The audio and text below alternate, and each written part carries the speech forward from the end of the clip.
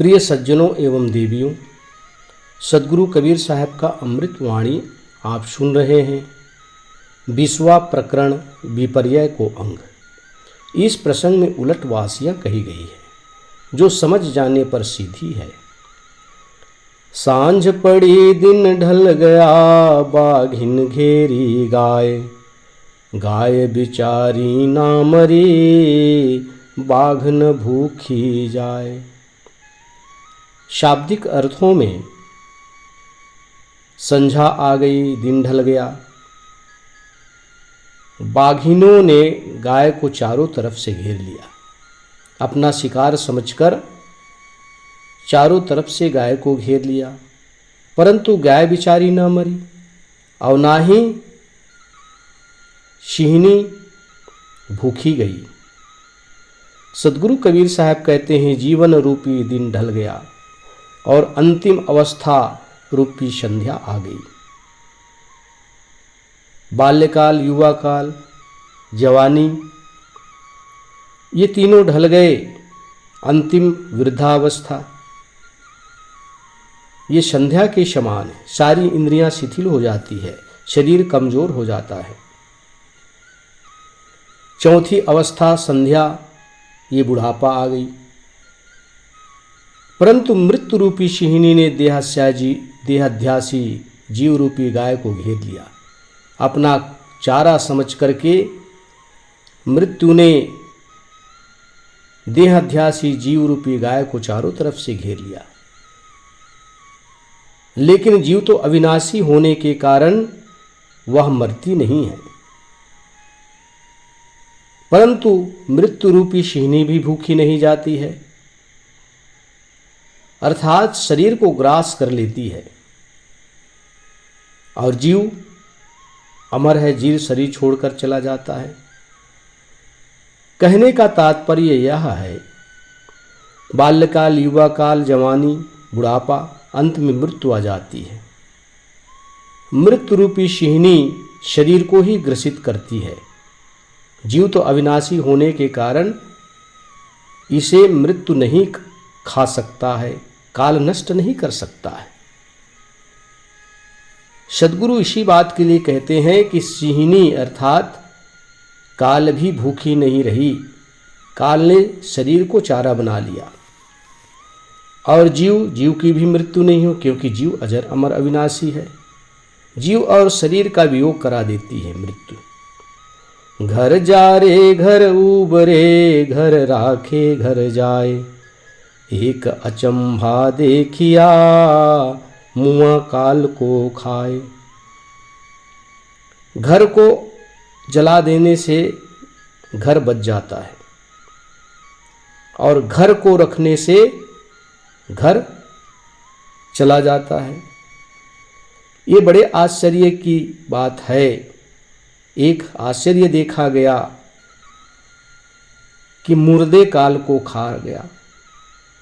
सदगुरु कबीर साहब कहते हैं, अहंता ममता रूपी घर को ज्ञानाग्नि से जला देने पर आत्म स्थिति रूपी घर बच जाता है। जब तक कि हम अहंता ममता रूपी घर को नहीं जलाएंगे, ज्ञान के अग्नि से इसे नष्ट नहीं करेंगे, तब तक स्वरूप स्थिति की प्राप्ति नहीं हो सकती है। सदगुरु कबीर साहब इसी स्वरूप स्थिति की बात करते हुए कहते हैं कि अहंता ममता रूपी घर ज्ञान अग्नि से जला देने से स्वरूप स्थिति रूपी घर बच जाता है और अहंता ममता रूपी घर को रखने से स्वरूप स्थिति अर्थात आत्मा स्थिति नष्ट हो जाता है, आत्म स्थिति प्राप्त नहीं होता। सदगुरु कबीर साहब कहते हैं, मैंने एक आश्चर्य देखा कि संसार आसक्ति से मरा हुआ मन मौत पर विजय प्राप्त कर लिया। मन मरने पर अमरता प्राप्त होती है। सदगुरु कहते हैं कि संसार आसक्ति से ग्रसित यह मन मरा हुआ मन मौत पर विजय प्राप्त कर लिया, अर्थात संसार आसक्ति नष्ट हो गए तो मौत पर विजय प्राप्त कर लिया। तिल समान तो गाय है बछड़ा 9-9 हाथ, मटकी भरी भरी दूही लिया पूंछ 18 हाथ। गायत्री या वाणी रूपी गाय छोटी सी है, गायत्री मंत्र छोटी सी है, या वाणी छोटी सी है, उसके व्याकरण रूपी बड़े बछड़े 9-9 हाथ के हैं। काव्य कोश रूपी मटकी में वाणी रूपी दूध को भर भर कर लोग दूह लिए हैं और पूजा के लिए पूंछ 18 पुराण फैलाए हुए हैं। सदगुरु कबीर साहब कहते हैं कि गायत्री वाणी रूपी गाय छोटी सी है, परंतु उसके व्याकरण रूपी बछड़े 9-9 हाथ के हैं, अर्थात 9 व्याकरण। शब्दकोश में 9 व्याकरण होते हैं। साहब उसी बात के लिए कहते हैं कि एक छोटी सी वाणी जिसके बड़े बड़े बछड़े 9-9 हाथ के हैं, काव्य कोश रूपी मटकी में वाणी रूपी दूध को भर भर कर लोग दूह रहे हैं, अर्थात काव्य कोश रूपी मटके रोचक भयानक यथार्थ वाणी रूपी दूध को भर भर कर लोग दूह रहे हैं। और पूजा के लिए 18 पुराण फैलाए गए हैं। 18 पुराण होते हैं, ये पूजा के लिए नाना प्रकार के पाखंड फैलाए गए हैं। झाल उठी झोली जली खपरा फूटम फूट, योगी था सो रमी गया आसन रही भभूत। काल की आग उठी और शरीर रूपी झोली जल गई। सदगुरु कहते हैं अग्नि उठी और झोली जल गई, खपरा फूट फूट कर आवाज करने लगे। योगी था वो रम गया, आसन पर केवल राख पड़ी रही। साहब कहते हैं काल की आग उठी और शरीर रूपी झोली जल गई। काल इस शरीर को ग्रसित कर लिया, काल ने इस शरीर को ग्रास कर लिया, क्योंकि काल इस शरीर को पकड़ा हुआ है। ये पंच तत्वों से बना हुआ शरीर एक दिन काल अपने आप ग्रसित कर लेता है और दिन प्रतिदिन ही ग्रसित कर रहा है। साहब कहते हैं ये शरीर तो जल गई, लेकिन खोपड़ी हड्डी रूपी कपड़े टूट फूट गए। ये खोपड़ी हड्डी ये टूट फूट गए। जीव योगी था वह रम गया, आसन पर केवल राख पड़ी रही। सदगुरु कहते हैं कि जीव अविनाशी होने के कारण वह इस शरीर को छोड़कर चला गया पुनः संसार में रमने के लिए। और ये चिता पर केवल राख की ढेरी पड़ी रही। आग जुलागू लागी नीर में कौंदो जरिया झार, उत्तर दिशी का पंडिता रहा विचार विचार।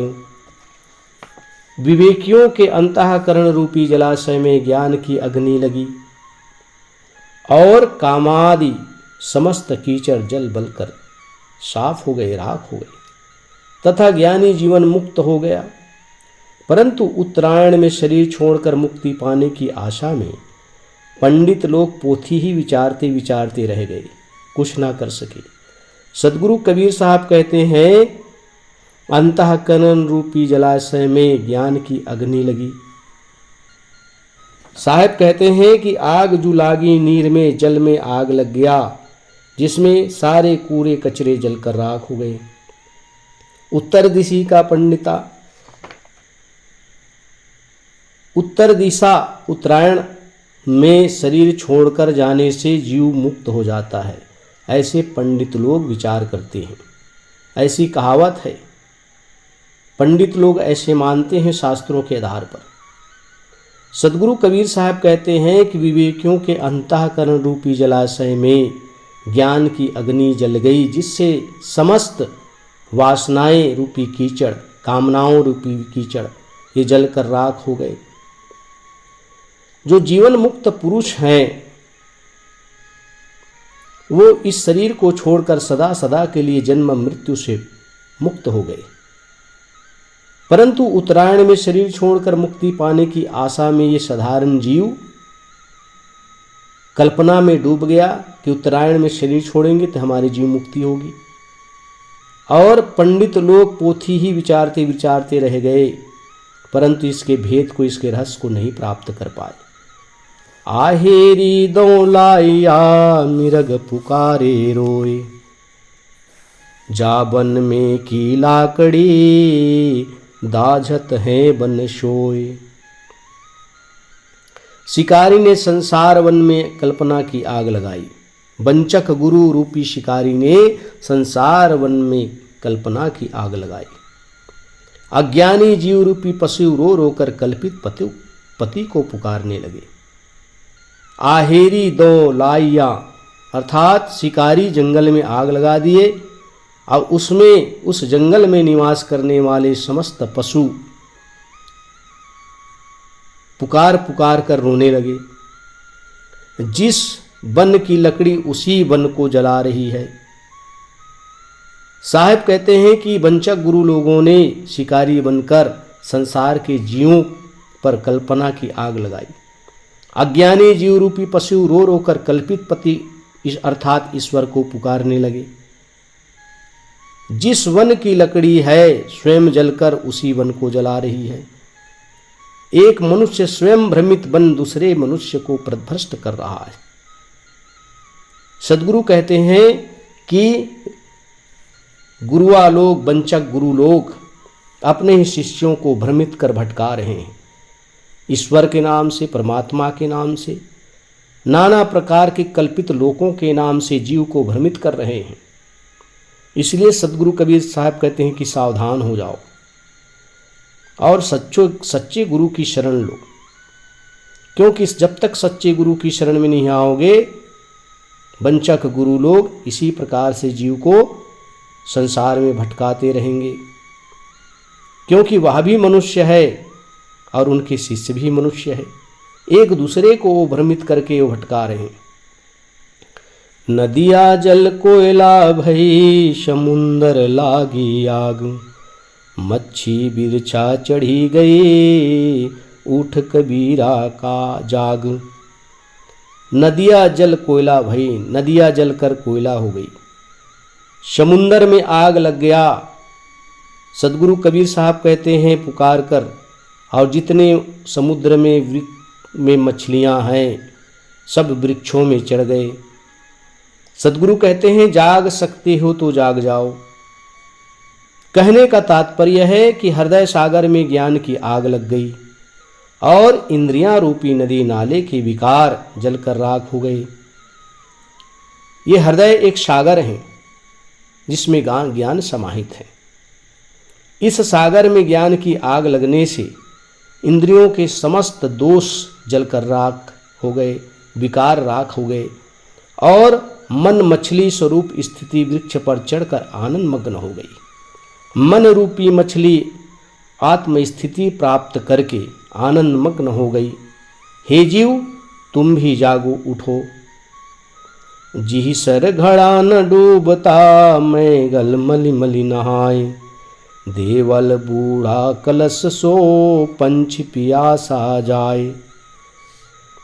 जिस सरोवर में घड़ा तक नहीं डूबता उस सरोवर में हाथी मल मल कर उमंग होकर स्नान कर रहा है। देवल बूढ़ा कलश सो, स्वरूप ज्ञान रूपी कलश भर पानी से शरीर रूपी देवालय डूब गया। अब पंछी प्यासा जाए, परंतु पामर जीव रूपी पंछी ज्ञान जल के बिना प्यासे ही चले जाते हैं।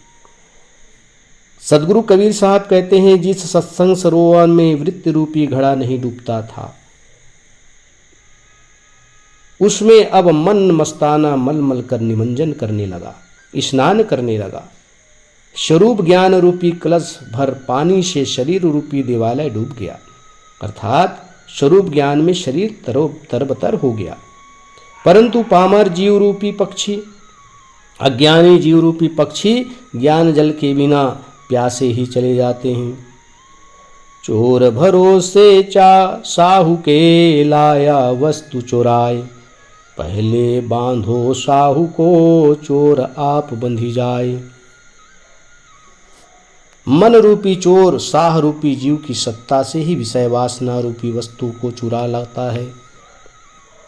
सदगुरु कबीर साहब कहते हैं, मन रूपी चोर जीव की सत्ता से ही सारे कार्य करते हैं और विषय वासना रूपी वस्तु को यही मन जीव की सत्ता से चुरा लाता है, अर्थात विषयों का आनंद लेता है, विषयों में रमता है और उसी की चोरी करता है।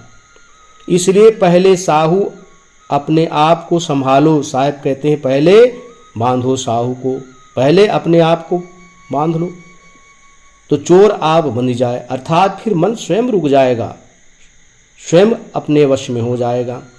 सदगुरु कबीर साहब कहते हैं कि ये मन चोर है और इस जीव की सत्ता से ही ज्ञान धन का हरण करते हैं, विषय वासनाओं की चोरी करते हैं, विषय वासनाओं में रमते हैं। जब यह जीव अपने आप को संभाल लेता है फिर मन भी अपने आप वश में हो जाता है। इस प्रकार से सदगुरु हम सबको इस विपर्यय अर्थात उलटवासी के माध्यम से ये सरल रूप से लोगों को सजग करते हैं, चेताते हैं